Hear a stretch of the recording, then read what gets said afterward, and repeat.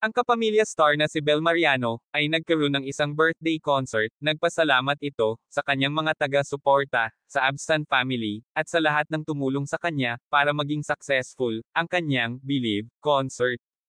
Ang sabi ni Bel ay, "I wouldn't be here without you all. I love you, and I hope I was able to inspire you to believe in yourself."